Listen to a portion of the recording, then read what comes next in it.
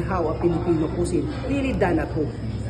Yun. You're not on the professional platform. Yes. Nagkumukumpit ka na. Yes. Hindi. Ang pinakamagandang nagagawa mo na i-establish mo is that young people don't know how to cook Filipino food. Totoo yun. Yun yung idea talaga. Yung classic how to do it correctly. Nagagawa mo because home setting eh. Home That's how you setting, do yes. it at home. Okay. Basically, that's the market. Exactly. Basically, ang sa'yo, seed eh.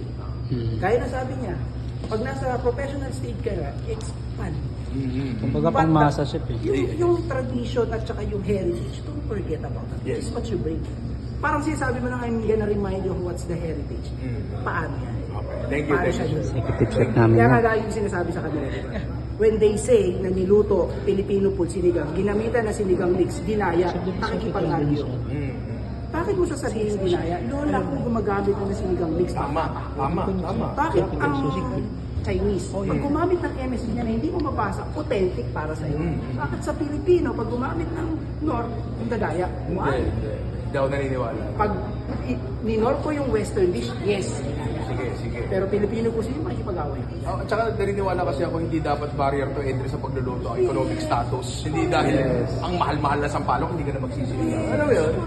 Hindi dapat yun. Ang pagkaya ay para sa lahat ng tao.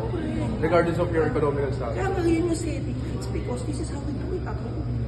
Thank you. Kaya nga nandito because that's the heritage. Salamat. Showing. Salamat. That's the reality. Thank you. And you're doing a really good job. Thank you po. Thank you, sir.